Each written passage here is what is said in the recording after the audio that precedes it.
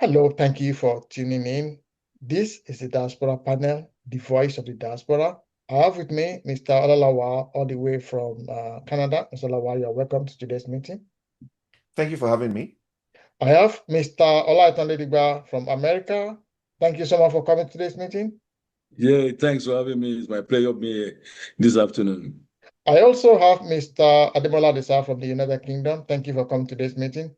Oh, thank you. It's nice to be here. And my name is Dejola. I'm your host. I'm based in Ireland. We want to say a big thank you to all our new subscribers. Thank you so much and welcome to the Diaspora family. Please, if you have not yet subscribed, please click that button now. It means that anytime we do a new video, you'll be one of the first people to know about it. And please, we want you to share this message and all our messages so that other people can benefit from it. And please, we want to see your comments and we promise to reply you as soon as we can. Without wasting your time, we're going to go straight into today's topic. We want to talk again about the coup. So from our observation, from what is going on the social media, we are hearing that there's actually a real coup. And that the officers who planned this coup, they have been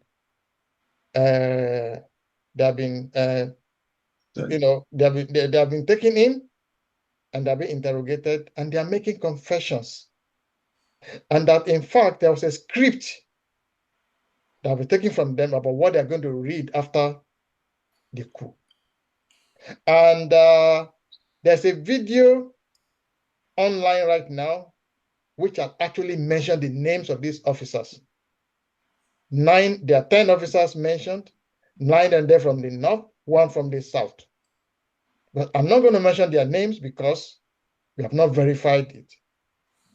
So, but my concern is that if this coup have succeeded, if this group of soldiers, who I am very sure don't know better than the politicians, don't have the experience of Bola Ahmed Tinubu, or this team that is there now, who don't know their right from their left. If this coup have succeeded, what will have happened to Nigeria's economy that is being recalibrated? What will have happened to Nigeria politically? Would all the investors that are bringing billions to the country, would they have fled? Would Nigeria has, broken down into ethnic tension? Would Nigeria, would there have been conflagration all across the country? What could have happened? Would Nigeria has broken up? So I'm going to start with you, Chukwu Olalawa Ikanda. What is your take? Yeah, thank you so much. I think if there was indeed a coup and it's succeeded, there would have been a lot of impact, and I would like to focus probably on 3 of them. First is that there would have been a shift in policy and priorities. New regimes likely would, like to claim some form of a mandate. And what they may claim, for example, is that they're trying to restore order, they're trying to tackle corruption or reform governance, whatever their rationale may be. But what ultimately happens is, in a bid to gain acceptance, they will shift, and change policies and priorities, most often not necessarily towards what may benefit the country, but what may benefit stakeholders who they see as important in getting that legitimacy. So that is often, a real consequence of these types of takeover. That would be the first thing. The second thing is that it's very, very likely that human rights and freedom of expression will also come under threat. Largely, to be able to quell any ability for people to organize and offer some form of a resistance, to that governance from the coup. And the third one I really want to spend a little bit more time on is the international ramifications. Now, Nigeria in the last 2 years since Bola Ahmed Tinubu was taken over has made some very bold economic reforms. I think what we can see from some of the comments that we've heard from some of our viewers is that economically things are really very tough in the country. And I think we all understand that. But the reality is that nothing good comes, easy. We either, pay the price to make those bold decisions now, or we continue running, what we used to run until eventually it becomes totally unsustainable, at which time we would have to address it. But, you know, a lot of the bold decisions that we've made in terms of economic reform will likely be rolled back, which will put Nigeria back into what we used to have. That may benefit certain stakeholders. It's taken us a lot to get to the point where we're actually now producing refined products. We're exporting across the country. Nigeria has basically, for example, changed the global dynamic when it comes to energy. Okay. Well, that likely may be rolled back, and that will have far-reaching consequences on Nigeria, moving forward. Thank you very much. So, Lighter, Yep. are you afraid? Do you think there could have been cataclysm, chaos, if there had been a coup, if it had succeeded? There will not be any chaos. I must tell you the refer. Our Nigerians, we are so docile.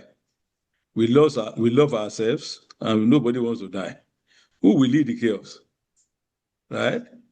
But everything that have advantage, we have disadvantage. I will now talk about advantage and disadvantage of the coup. Now, it will not be far. The advantage will be they will come. Everybody will accept them. Like we normally accept, like 1985 when Babangida came, we accepted him, right? So 1984, when Shagari was overthrown, we accepted them. Everybody will be a sigh of relief that our Messiah has come, but when they come, they will erode all the progress being made. Right? Initially, they will be serving to the gallery that okay, Nigerians, Nigeria, hey, this government is good. This government, compare them to, but later on, they will be eroded. All their plans will be eroded by the civilians that they brought into the system, right? So likewise, that will be a disadvantage. I don't. Ordinarily, I would have loved an instance whereby there will not be any good plan at this material time because of the progress we are making. Let us stand up, fall, stand up, fall, stand up. At some time we will be getting there, right? The infrastructural development embarked upon by this government, right? Conditional cash transfer, targeting the low income earner and the poor people, the poorest of the poor, right? Will be eroded. And a lot of even the military that will be coming, they will be saying that they are here to correct all the anomalies, they are here to correct the corruption, they are here to maladministration, ineptitiveness, but no, it will be worse than the one that they came in to correct. So I don't pray that they come because a lot of things, democratic dispensation will be called down. So I don't pray that the military they succeed in overthrowing the democratically elected people. So let them make mistakes, they will correct it. Let them make mistakes, they will correct it. But we need intelligentsia among the civilians. And we need every time, every moment. Thank you, Now they should be coming together to face how they are going to remove Nigeria from the cankerwood of poverty. Thank you, Lighter. Let me go to Demola. So, if this coup have succeeded, do you think that it will have damaged Nigeria permanently in the Community of Nations, economically, politically? Because this government is doing so much to bring foreign direct investment. There's a lot of they're generating new money. The states are getting much more money. And they are doing so much. And although there's a lot of people are going through a lot, but this is for the future, to have a better future. We have to do this at some point. So if this group of soldiers have succeeded in killing the president, the vice president, and all the politicians, and then taking over, What could they have done different? Demola. Thank you, Deji. For those that are younger, that have never witnessed any coup before, they will think these military men are saviors. I have the privilege of being alive for every coup that happened in Nigeria. I was from toddler to elderly stage, whatever age I am today. I've witnessed everything. The first coup does not only destroy Nigeria, it created the foundation for the problem we have today. Before independence, Nigerian economy and political structure and infrastructure structure are much better than most of the emerging states countries now. Even Nigeria pounds at that time was more stronger than the British sterling. But because of the greediness and selfishness of some sectors of the country, they destroy that level. We manage. So I'm telling you what this thing will create. The first one is it creates enmity and division. The second one is create death because it led to the civil war. And when after the civil war, we have reconciliation, then we try to go back into democracy again. They don't even allow it to succeed for a long time. They kill it again. Military never help Nigeria. They destroy Nigeria. Coming back, we continue to destroy Nigeria. Let me ask you, all these military boys, all these khaki boys with gun or whatever, who do they use to rule? They will still use these politicians. They said they are corrupt. These are the same people that will be ruling Nigeria through the khaki, through their uniform. So they are not changing anything. It's a selfish interest for either certain country or certain individuals or certain ethnic or religious group that want to defranchise others so that they can have everything. All the gains of the western region of the regions were destroyed after the coup of the first, after the overthrow of the First Republic. Okay. The state, why are we clamoring for that period now? It's because the regions then, before the coup, military destroy. It will have destroyed the economy. It will have trust our national interest. It will have destroyed our international reputation, and it will take us back again. Okay. Thank you very much. Shufo, this should be your last question. So now there's been this brick bat. Was there a coup? Was there no coup? The federal government has come out to say, oh, there's no coup. But we learned, for instance, a few officers, they said it's indiscipline. They didn't pass the exam. They're not very happy with that. Do you not think that the federal government should come out clearly? If there's a coup, let's know there's a coup. Let's lay this to rest. Because the North now, they are thinking, why are you arresting 9 officers from the North when you say there's no coup? It looked like somebody is trying to clear them out. It looked like somebody is trying to marginalize them. And then we're also hearing they're going to retire about some officers in the military, and most of them have not done extraction. So it looked like this is a kind of trying to clear out the northern tracks within the army. So do you not think that the federal government should come out boldly and tell us exactly what? If there's no coup, let them come out and tell us there's no coup. And then those officers that were arrested, let's see them. Let's see what's going on with them instead of all this covering everything up in shroud, very in the dark. What do you think, Shuko? Yeah, so if you are an investor that is about to invest $300 billion in the Nigerian economy, and you suddenly heard that there was a new coup, are you likely going to follow through on that? You'll probably think twice. So look, it's taken this government a lot of blood and sweat and to get to this point, where they are to now. dig, where they are now. I mean, we can tell from some of the comments I think that we have seen for some of our videos.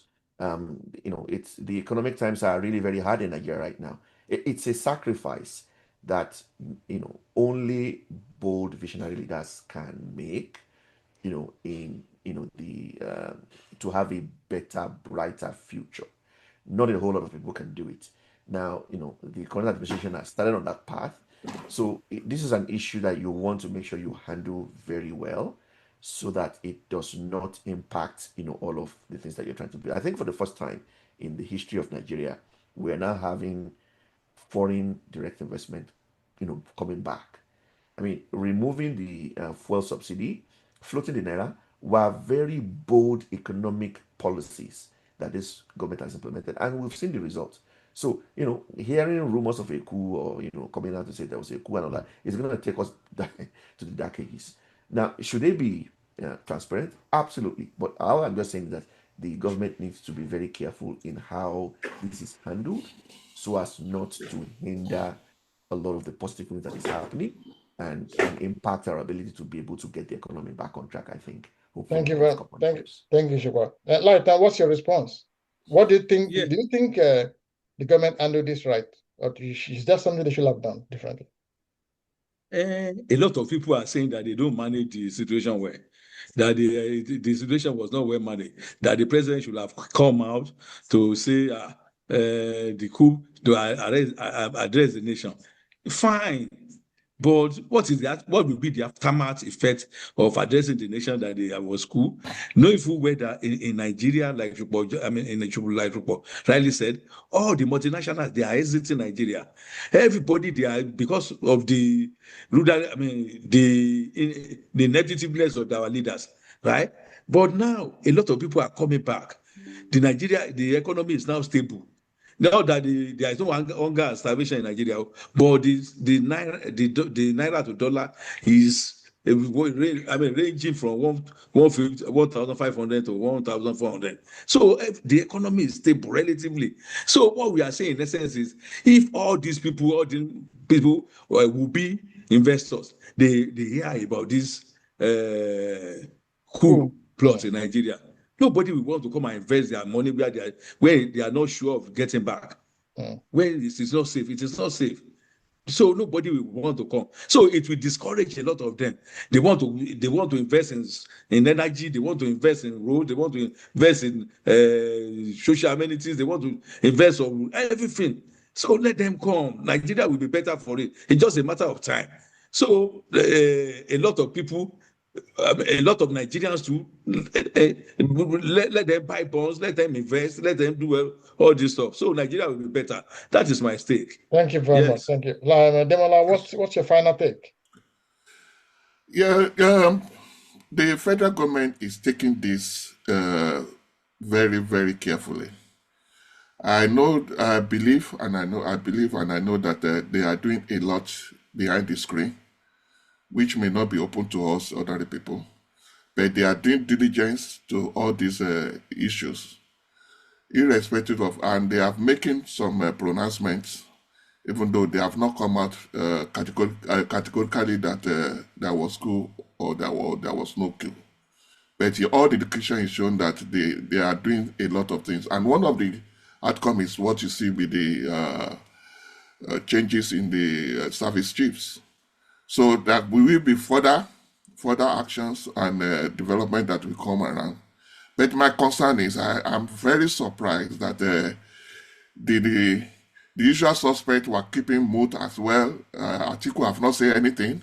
Peter Obi have kept quiet, and this is unlike them. They need to hear out their whole view as well. Let's know where they stand and whatever they think, either they condemn or they come out or They support applaud. whatever. They need to make their pronouncement. They are Nigerians as well. For them to keep mute and not say anything it doesn't sound well. Thank you very much. So we come to the end of today's deliberation. I want to say a big thank you to Mr. Ademola Adisa. Thank you for coming to this meeting. Thank you so much. It's nice being here. And Mr. Latan Digba, thank you for coming to this meeting. Thanks for having me. The pleasure is mine. And Mr. Lolawa, thank you for coming to this meeting. Thank you for having me. And I want to say to all our viewers, please, if you have not yet subscribed, please hit that button right now so that when we do the next video, you'll be one of the first people to know about it. And please share this video so that it gets to as many people as possible. And please, we want to see your comments, and we promise to respond to your comment as soon as we can. God bless you. See you again in the next video. Thank you. Goodbye.